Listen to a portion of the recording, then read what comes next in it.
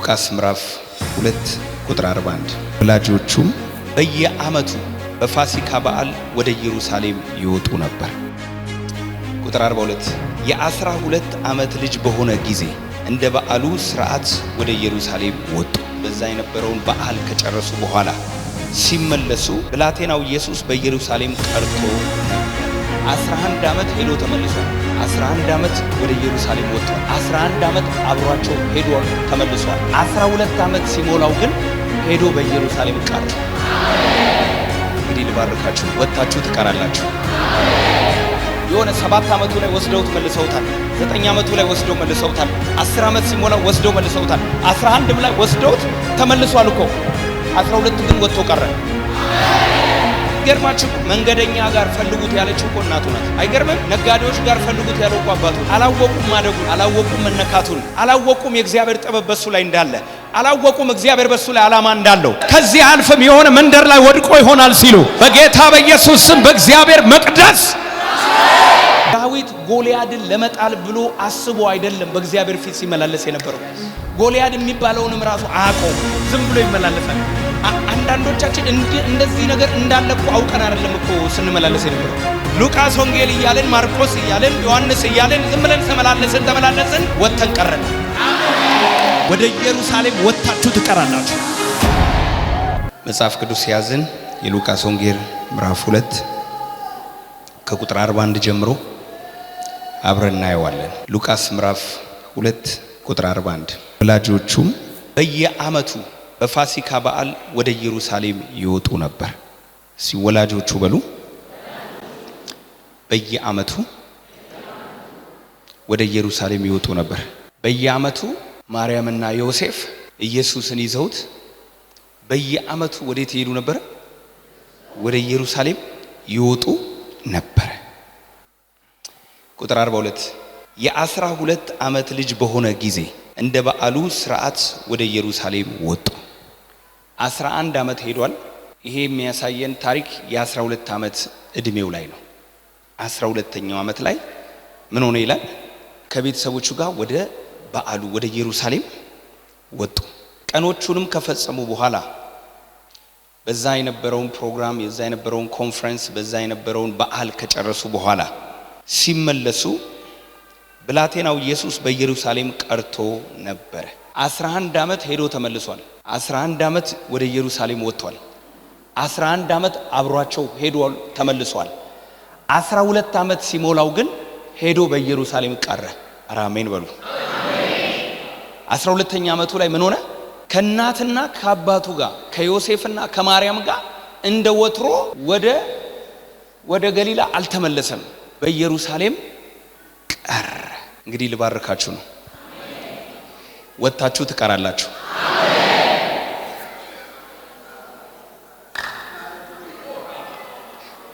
ወደ ኢየሩሳሌም ወደ መቅደሱ ወደ መገኘቱ አብ ወዳለበት መንፈስ ቅዱስ ወደሚሰራበት እውነተኛ አባት ሊሆናችሁ፣ እውነተኛ እናት ሊሆናችሁ፣ ከዚህ በኋላ እድሜያችሁን ሊረከብ ዘመናችሁን ሊጠቀምበት በጌታ በኢየሱስ ስም አባቴ ከዚህ ቀን ጀምሮ ወደ ከፍታ ያውጣችሁ። ኢየሱስም በወጣበት ቀረ። የት? በጌታ በኢየሱስ ስም የእናንተ መገኛ የእግዚአብሔር ቤት ይሁን። ተቀመጡ። እግዚአብሔር ይባረክ። ፕሮግራሙ ካለቀ በኋላ ቀኖቹ ከተፈጸሙ በኋላ ሲመለሱ ብላቴናው ቀርቶ ነበረ። ዮሴፍና እናቱ አላወቁም ነበር።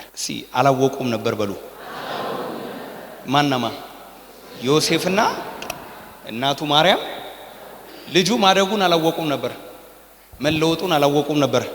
እግዚአብሔር በሱ ላይ ስራ እንደጀመረ አላወቁም ነበር። እንደ አምነው መስሏቸዋል። እንደ ካቻም ነው መስሏቸዋል። የሆነ 7 ዓመቱ ላይ ወስደውት መልሰውታል። 9 ዓመቱ ላይ ወስደው መልሰውታል። 10 ዓመት ሲሞላው ወስደው መልሰውታል። 11 ላይ ወስደውት ተመልሷል እኮ 12 ግን ወጥቶ ቀረ። በኢየሱስ ክርስቶስም የትናንትናውን ህይወት የማትደግምበት ወደ እግዚአብሔር ሙላት፣ ወደ እግዚአብሔር ክብር፣ ወደ እግዚአብሔር መገኘት፣ ወደ እግዚአብሔር ኃይል፣ ወደ ተራራ፣ ወደ መቅደሱ፣ ወደ ከፍታ ወጣችሁ ትቀራላችሁ። በጌታ በኢየሱስ ስም ሰዎች ላያውቁ ይችላሉ። እናቱ አላወቀችም እንዳደገ፣ አባቱ ዮሴፍ አላወቀም፣ ጓደኞቹ አላወቁም። እሱ ግን እያደገ ነው። በመንፈስ በጥበብ በቁመት በሞገስ በሰውም በእግዚአብሔር ፊት ማደግ ይሁንላችሁ። ከመንገደኞች ጋር የነበረ ስለመሰላቸው የአንድ ቀን መንገድ ሄዱ። ከዘመዶቻቸውም ከሚያውቋቸውም ዘንድ ፈለጉት። ባጡትም ጊዜ እየፈለጉት ወደ ኢየሩሳሌም ተመለሱ።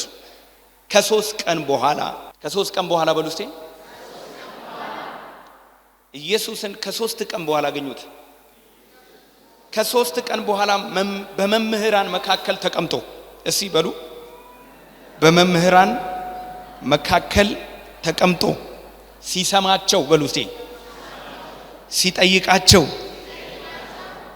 የት አገኙት? በመቅደስ አገኙት። በኢየሱስ ስም ሌላ ቦታ ተፈልጋ አትገኝም። ዘመዶች ጋር ተፈልጋ አትገኝም። የሆነ ነጋዴዎች ጋር ተፈልጋ አትገኝም። መንገደኞች ጋር ተፈልጋ አትገኝም። የሆነ ሰፈር ውስጥ ተፈልጋ አትገኝም። ነገር ግን ስትገኝ በእግዚአብሔር መቅደስ ትገኛለህ። መጨረሻችሁ የእግዚአብሔር ቤት ይሁን ብዬ መርቃችኋለሁ። ስትፈለጉ እንደው እስቲ መንገደኞች ጋር ፈልጉ ሲባል መንገደኞች ጋር የለም። እንደው ዘመዶቹ ጋር ሄዶ ይሆናል፣ ዘመድ ጋር የለም። እንደው የሆነ ሰፈር ይገኛል ሲሉ የለም። ሲፈልጉት ስንት ቀን? 3 ቀን። 3 ቀን ተፈልጎ አልተገኘም። በሶስተኛው ቀን ሲገኝ የት ተገኘ? ከመምህራን ጋር ምን ሲያደርግ? ሲሰማቸውና ሲጠይቃቸው። ያንቺ መጨረሻ ይሄ ይሆናል። የትም አትደርስም ብለው ሰፈር ሲጠብቁሽ ያው እዛ መንገደኞች ጋር ፈልጋት፣ እዛው የሆነ መንደር ላይ ፈልገው፣ እዛው የሆነ ቦታ የሆነ ዘመዶች ጋር ፈልገው የሆነ ተጠግቶ የሆነ ቦታ ታገኘዋለህ። አትገኝም ብለው የሚገርማችሁ መንገደኛ ጋር ፈልጉት ያለችው እኮ እናቱ ናት። አይገርምም? ነጋዴዎች ጋር ፈልጉት ያለው እኮ አባቱ ነው። አላወቁም ማደጉን፣ አላወቁም መነካቱን፣ አላወቁም የእግዚአብሔር ጥበብ በሱ ላይ እንዳለ፣ አላወቁም እግዚአብሔር በሱ ላይ ዓላማ እንዳለው።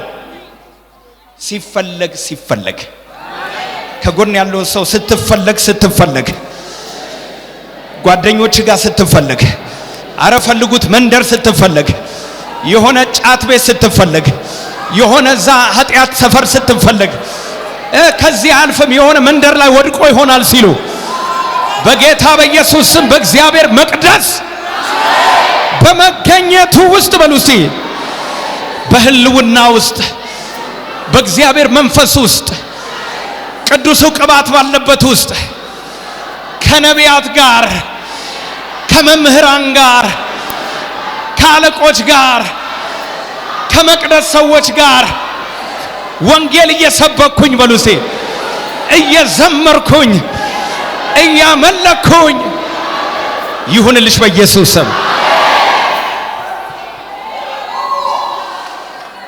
የተሙትም ሁሉ በማስተዋሉና በመልሱ ተገረሙ።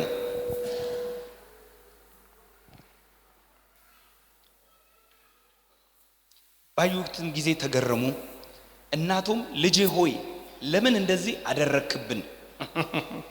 እነሆ አባትህና እኔ እየተጨነቅን ስንፈልግህ ነበረ። አይገርምም? ሰዎች ስለናንተ የማይጨነቁበት ዘመን መጣ። እኔና አባትህ ምን ስንልህ ስንፈልግህ፣ ደግሞ ስላንተ ምን ስንል ስንጨነቅ። ጠፍቶ ይሆን? አውሬ በልቶት ይሆን? የሆነ ነገር አጋጥሞት ይሆን? ባካርጎ ይሆን? እንደው ደክሞ ይሆን? እንደው የሆነ ችግር ሰዎች ስለናንተ እስከማያስቡ ድረስ እግዚአብሔር ከፍ አድርጎ ወደ መቅደሱ ያስገባቸዋል። የሆነ ከሰው ጭንቀት የምትወጡበት ዘመን ደረሰ። ያስፈልጉበት ዘመን መጣ። አይገርምም? ኧረ አንድ ሰው አሜን ይበላ። አሳዳጊዎቹ የማይጨነቁበት ዘመን መጣ። እርሱ ስለምን ትፈልጉኛላችኋል? የማቹሪቲ አንዱ ኳሊቲ ነው። ሰው ማቹር ሲያደርግ እንዲህ ነው የሚሆነው። ክርስትናውን በክርስትናው ማቹር ሲያደርግ ስለምን ትፈልጉኛላችሁ? አሜን በሏ። በአባቴ ቤት ሆን ዘንድ እንዲገባኝ አላወቃችሁምን? እጆቻችሁን ከፍ አድርጉ። ቸርች መምጣት፣ እግዚአብሔርን ማምለክ፣ ቸርች ፌሎ ማድረግ፣ ፌሎሺፕ ማድረግ፣ ቸርች ውስጥ ማገልገል የሆነ ሰው ተጨንቆ ተፈልጌ እባክሽ ተብዬ ሳይሆን ቸርች መመጣው በአባቴ ቤት በሉ እስቲ። አይገርምም? በአባቴ ቤት እሆን ዘንድ እንዲገባኝ። ከጎን ያሉት ሰው ለኔ የሚገባው በለው። እዚህና እዛ ሳይሆን እኔ የሚገባኝ በመቅደሱ ውስጥ መሆን ነው። የኔ ድርሻ፣ የኔ ድል ፈንታ፣ የኔ እጣዬ። አሜን። ኢየሱስ ምን ይል ነበር? ያድግ ነበር በለው። ከጎን ያለው ሰው በምን ያድግ ነበር? በጥበብ። አሜን። እውነቴን ነው የምላችሁ። ቴዎሎጂ ያጠኑ እኮ ቶራን የሙሴን ሕግ የተማሩ በቃላቸው የሚሉ በጣም ከባድ ሰዎች እኮ ናቸው። ቁጭ ብሎ ከነሱ ጋር በ12 ዓመቱ ቁጭ ብሎ ይሰማቸው ይናገራቸው ነበር። እነሱም ይገረሙ ነበር። አንድ ሰው ላይ ይሄ ቅባት ይመጣል። እድሜ የማይገድበው ቁጭ ብለው ይሰሙት ነበር። ቁጭ ብሎ ይሰማቸው ነበር፣ ይነጋገራቸው ነበር። በማስተዋሉም ይደነቁ ነበር፣ በጥበቡ ይገረሙ ነበር። ዛሬ የሆነ ክብር የሆነ ሰው ላይ ወደቀ። ማይ ጉድነስ! አፍ የሚያስከፍት ሲነገር የሚጣፍጥ የብዙዎችን ቀልብ የሚስብ መነጋገሪያ የሚሆን ሰው ይቀባል። ኢየሱስ አደገ በለው። ከጎን ያለው ሰው በጌታ በኢየሱስ ስም እኔ ጸልያለሁ። ከዚህ በኋላ በጥበብ ማድረግ ትጀምራለህ። ሞኝነት ቀረ በለው። ከጎን ያለው ሰው ከዚህ በኋላ በጥበብ እንመላለሳለሁ በለው። አጃጃጃጃጃጃ አራ አንድ ሰው አሜን ይበላ። መንፈሱ ባለበት፣ ክብሩ ባለበት፣ መገኘቱ ባለበት ቁጭ ብሎ ይማር ነበረ። ቁጭ ብሎ ይነጋገር ነበረ። ይመልስላቸው ነበር። በመልሱም ይገረሙ ነበር። በኢየሱስ ስም ይሄ መንፈስ ወደቀብህ። ሶስተኛው በሞገስ አደገ ይላል። ፌቨር። ኢየሱስ በምን ማደግ ጀመረ? በሞገስ እንዲሰማ አደረገው። እግዚአብሔር ዛሬ የሆነን ሰው ብድግ አድርጎ እንዲሰማ ያደርገዋል። ያደምጡት ነበር ይላል። ይገረሙ፣ በመልሱም ይገረሙ ነበር ይላል። በኢየሱስም የምታወሩት ሁሉ የእግዚአብሔር ሞገስ ከዚህ ቀን ጀምሮ ገባበት። ቅባት ገባበት በለው። መንፈስ ቅዱስ ገባበት በለው። ሃሌሉያ። ያድግ ነበረ። መልእክቴን ጨረስኩ። 11 ዓመት አመላለሱት። 12ኛው ዓመት በደረሰ ጊዜ ግን በቃ አለ። እግዚአብሔር ኢንቨስት ያደረገባችሁ ሰዎች፣ እግዚአብሔር የዘራባችሁ ሰዎች፣ እግዚአብሔር ቃል የሰጣችሁ ሰዎች፣ እግዚአብሔር ነገ በህይወት ድንቅ አደርጋለሁ ያለ ሰው፣ እውነቴን ነው ምልህ፣ ተመላልሰ ሊሆን ይችላል፣ ወጥተህ ትቀራለህ። ጌታ ሆይ አሁንም ልመለስ ነው ትላለህ። ተወጣና አሁንም ልመለስ ነው ጌታ ሆይ እያልክ ትመለሳለህ። አሁንም ጌታ አየህ፣ ስትመላለስ ያየ ጌታ መመላለስን ያያል እኮ። ቸርቹ ዝም ብላችሁ የምትመላለሱ ሱራፌል ኖረ አልኖረ፣ ማን ኖረ አልኖረ፣ ዝም ብላችሁ የምትመላለሱ ሰዎች ጌታ ያያል። ዝም ብላችሁ የምትመላለሱ ያቺም 18 ዓመት ድካም የነበረባት አይደለም ሴት ኢየሱስ በሚያገለግልበት ቀን አንድ ቀን ገባች። ኢየሱስ ምን አለ? እቺ ሴት የአብርሃም ልጅ ስትሆን ለ18 ዓመታት ግን በድካም ነው። ደክሟት እንኳን ቸርች አትቀርም። ደክሟት አምልኮ አትቀርም። ደክሟት መንፈሳዊ ነገር አትተው ትመላለሳለች። ዝም ብላችሁ ስትመላለሱ 1 ዓመት 2 ዓመት 10 ዓመት 11 ዓመት ዝም የተባላችሁ ሰዎች 12ኛው ዓመት ደርሷል። እግዚአብሔር ወዳየላችሁ ወደ አባታችሁ ክብር ወደ እግዚአብሔር መገኘት ከፍ ብላችሁ ወደምትወጡበት ወደምትሰሙበት ወደምትናገሩበት ወደምታደምጡበት ይሄ ሁሉ ጥበብ ከየት አመጣው አሉ። ከየት አመጣው? 11 ዓመት ሲመላለስ ነው ያገኘው። ከጎን ያለውን ሰው 11 ዓመት ሲመላለስ አገኘሁት በለው። የሆነ ሰፈር ዋጋ ካንሶ ሊሆን ይችላል። እግዚአብሔር ሰፈርን ቀይሮ ውድ ያደርጋል። እነንተና ሰፈር ተንቀ ሊሆን ይችላል። ብቻ ፖዚሽንሽን ይቀይርና እግዚአብሔር አንቺው እኮ ነሽ፣ ሌላ ሰው አልመጣም፣ ራስሽ ነሽ። አፍንጫም ያው አይንሽም ያው ቁመትም ያው ራስህ እኮ ነህ። ቦታውን ይቀይርና ታምር ያስብላል፣ ጉድ ያስብላል በለው። ከጎን ያለው ሰው ጉድ ያስብላል። እግዚአብሔር ፖዚሽንን ይለውጠዋል በለው። ካራባካታ ከተናክበት ከማትፈልግበት ከተጠላህበት ከተገፋበት ከተናክበት ከተራ ሰፈር ከተራ መንደር ፖዚሽንን ብቻ አንተን አይቀይርም፣ ፖዚሽንን ይቀይረዋል፣ ሰፈርን ይቀይረዋል። ጎንበስ ይሉልሃል፣ ጎንበስ ይሉልሻል፣ ጎንበስ ያደርጋችኋል። እግዚአብሔር የሆነ የሚጨመርላችሁ ሽልማት ይታየኛል። ያውላችሁ ተራ ወታደር 10 አለቃ ይደረጋል። 10 አለቃ 100 አለቃ ይደረጋል። 100 አለቃው ሻለቃ ይደረጋል። እኔ ዛሬ የሚታየኝ ይሄ ነው። ያው እግዚአብሔር ምስክሬ ነው።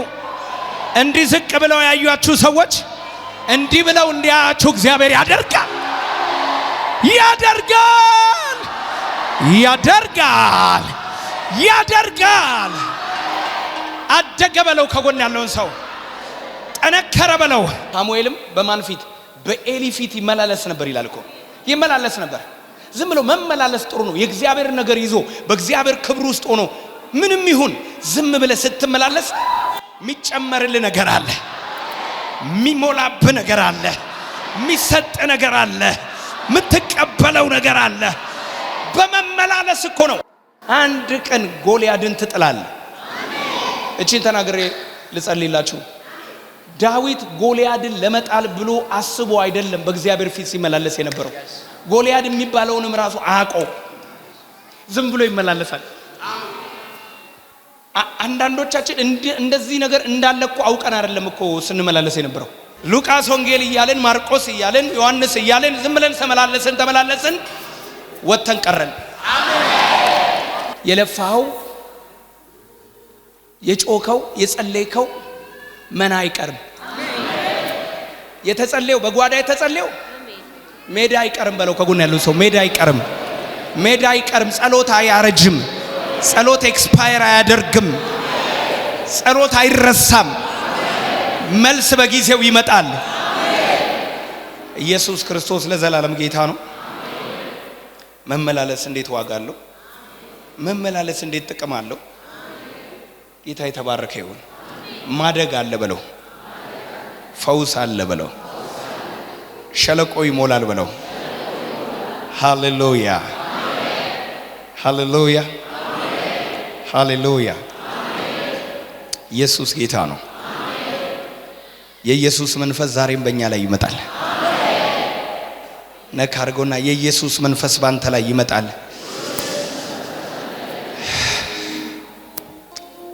አሜን። ተራ ቦታ አትገኝም፣ ተራ ሰፈር አንገኝም። አንተን ከፈለጉ የሚያገኙ መቅደስ ውስጥ ነው። እናንተናን በመታበት እጁ አይመታም። እንትናን የገደለ ሰይፍ አንተን አይገልህም።